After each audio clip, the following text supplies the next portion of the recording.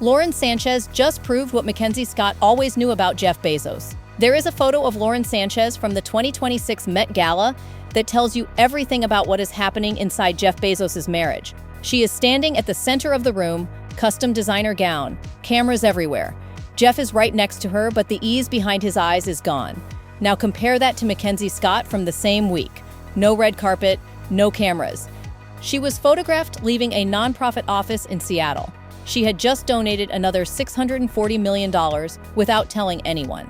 But what most people miss is that this is not a story about two women. This is a story about one man who made a choice and what that choice has cost him.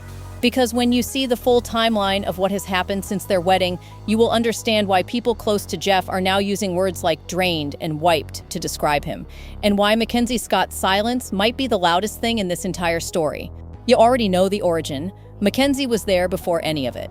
Princeton graduate who studied under Toni Morrison, Amazon employee number one, the woman who drove the moving van cross-country while Jeff wrote the business plan on a laptop. She negotiated the first freight contracts, she packed and shipped orders out of their garage. For 25 years, she helped build one of the most valuable companies on earth, raised 4 children, and stayed completely out of the spotlight. But that arrangement only works when both people are operating in good faith, and Jeff had stopped operating in good faith long before anyone found out about Lauren Sanchez. The transformation did not happen overnight. It happened slowly, over years, as Amazon became one of the most powerful companies in human history. Friends close to the family noticed the changes first. McKenzie grew quieter, the warmth between them faded. Jeff was surrounded by executives, advisors, and constant media attention. He launched Blue Origin, started chasing a legacy that went far beyond selling books online. He never scheduled early morning meetings because he wanted breakfast with his family. Then gradually, even that stopped. Meanwhile, the woman who had made everything possible was slowly becoming invisible in her own marriage. She had helped build the empire that was now consuming the man she loved. And here is what makes that so painful to think about. McKenzie saw all of it happening in real time. She watched the man she married disappear into someone she did not recognize. And at some point during those years, she understood something about Jeff that she never said publicly. He had become a man who needed to be seen, not respected, not loved. Seen. The quiet life they had built together was no longer enough for him. He wanted the cameras, the magazine covers, the legacy. He wanted the version of himself that other people admired, not the version that came home and did the dishes. McKenzie knew this about Jeff before anyone else did. She knew it before Lauren Sanchez. She knew it before the tabloids. She knew it before Jeff probably admitted it to himself. But she stayed because she believed in the partnership. She stayed until the evidence made it impossible to keep believing. That is an important detail because it means the affair was not the cause of what happened next. It was the confirmation of what McKenzie had already figured out. Jeff Bezos had stopped wanting a partner, he wanted an audience. In December 2016, a Hollywood talent agent named Patrick Whitesell brought his wife Lauren Sanchez to a party. At that party, Whitesell introduced Sanchez to Jeff Bezos. That introduction would cost Whitesell his marriage, cost Bezos $38 billion, and cost McKenzie Scott the life she had spent 25 years building. By 2018, Bezos and Sanchez were exchanging explicit texts and intimate photos. The kind of messages that would become a national scandal when Lauren's own brother, Michael Sanchez, reportedly sold them to the National Enquirer for $200,000. But here is the detail that most people overlook. On January 9, 2019, Jeff and McKenzie announced their divorce. The very next day, the Enquirer published its story. That timing has never been fully explained. How did McKenzie know to get ahead of it? The Enquirer does not work that fast. They had been building this story for months, but even that raises questions. Why would Lauren share messages like that with her brother? And how did the Enquirer know to approach him in the first place? Somebody tipped McKenzie off, and she moved first. And instead of fighting it publicly, she did something that says everything about her character. She said almost nothing. She did not sit for tearful interviews. She did not leak revenge stories to TMZ. She hired lawyers, negotiated a settlement, and walked away. Under Washington state law, she was entitled to half of everything. Half of Amazon, half of one of the largest fortunes in human history. She took 25%, a quarter, roughly $38 billion. And then she did something that nobody in Jeff Bezos' orbit saw coming. Within months of finalizing her divorce, McKenzie Scott signed the Giving Pledge, publicly committing to give away the majority of her wealth in her lifetime. But here's what separates her from every other billionaire who has signed that pledge. She did not spend a decade setting up a foundation with her name on the building. She just started writing checks. Big checks. $275 million to Planned Parenthood. $436 million to Habitat for Humanity. She gave $2.7 billion to 286 organizations in a single year, then $7.1 billion in 2025 alone. In total, since 2019, McKenzie Scott has donated $26.3 billion to more than 2,700 nonprofit organizations. No publicist, no red carpets, no morning show appearances. She lets the organizations announce her gifts instead of announcing them herself. And here is the part that makes it personal. Her donations tell you exactly what she experienced in that marriage. She gave to organizations supporting people who have been overlooked and marginalized. Women's shelters, education programs, press freedom groups. Every check was a quiet statement from a woman who knew what it felt like to be invisible. Do you see what she was doing? The money had never been the point. She earned it. She was there in the garage. She packed the boxes. She drove the van. And when it all fell apart, she took less than she was owed and gave most of it away. Now here is where the contrast gets uncomfortable. Because while McKenzie was doing all of that in silence, Lauren Sanchez was building a very different kind of legacy, and it was loud.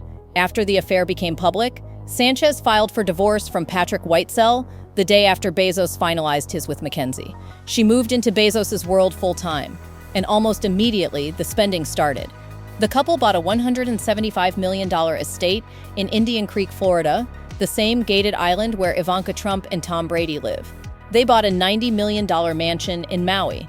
Jeff reportedly spent over $500 million on real estate in the first 2 years of their relationship alone. The engagement ring was reportedly worth tens of millions, but the real estate was just the beginning, because then came the wedding. In June 2025, Jeff and Lauren held a 3-day wedding celebration in Venice, Italy. According to Italian government officials who had access to the security and logistics costs, the total bill was north of $55 million. To put that number in context, it is more than the annual GDP of some small countries. For 3 days, Lauren wore 27 designer outfits over the course of the celebration. One was a custom Dolce & Gabbana gown that Katie Couric publicly called tacky. Another was covered in 175,000 hand-sewn crystals and 600 yards of chain. Fashion experts estimated her total wedding wardrobe alone cost north of $2 million. 200 guests attended, many of them Lauren's entertainment industry connections rather than Jeff's inner circle. Leonardo DiCaprio, Kim Kardashian, Oprah Winfrey. Entire neighborhoods in Venice were shut down for security. Local Venetians protested the disruption to their city during peak tourist season, and Amazon employees, thousands of whom had been laid off in 2022 and 2023, watched their former CEO spend $55 million on a party while their severance checks cleared. But the spending was not even the part that raised the most eyebrows. It was the prenup. Bezos had his lawyers draft what sources called a bulletproof prenuptial agreement. The wedding was actually delayed because the prenup took so long to finalize. Think about what that tells you. The man who married McKenzie with no prenup and lost $38 billion was not about to make that mistake again. He trusted McKenzie completely. He does not trust Lauren the same way. And if you are wondering what that says about how Jeff Bezos views his own marriage, you are asking exactly the right question. But the prenup was not the only thing making headlines, because 2025 and 2026 turned Lauren Sanchez into one of the most talked about women in America, and not for the reasons she wanted. In January 2025, Lauren showed up to Donald Trump's presidential inauguration wearing a white Alexander McQueen pantsuit with a lacy bustier that left very little to the imagination. Megyn Kelly called her out on live television. Cameras caught Mark Zuckerberg apparently sneaking a glance at her chest. The clip went viral. Lauren's response was to like comments defending her outfit on Instagram. That clip alone generated more negative press than most public figures deal with in a year, but that was just the beginning. In 2024, Sanchez had published a children's book called The Fly Who Flew to Space. Her former yoga instructor sued her, claiming Sanchez stole 60% of the concept from a book she had already published. The instructor said she quit working for Sanchez because she was a toxic person. That lawsuit is still ongoing. Then in November 2025, the Met Gala announcement dropped.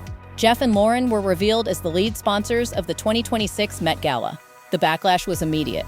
Fashion critics called it a hostile takeover of fashion's biggest night by tacky billionaires, desperate for cultural credibility.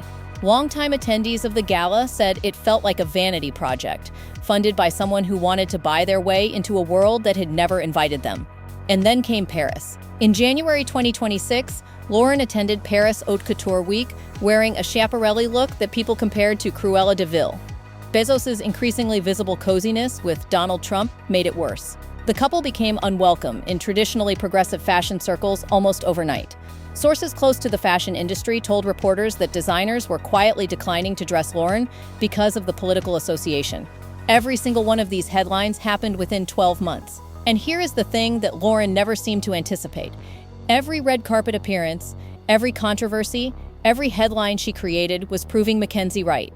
McKenzie always knew Jeff would end up choosing image over substance, and Lauren Sanchez is the living proof. She is exactly the kind of life Jeff wanted once he stopped wanting the life he had. The cameras, the spectacle, the constant need to be looked at. Lauren did not change Jeff. She just gave him permission to become the person McKenzie had been watching him turn into for years. When Lauren announced a $102.5 million donation through the Bezos Day One Fund on Good Morning America in late 2025, the reaction was not congratulations. It was people pointing out that McKenzie had given away $7.1 billion that same year without going on a single morning show. When Lauren was sponsoring the Met Gala, McKenzie was quietly sending $59 million to the National Alliance on Mental Illness.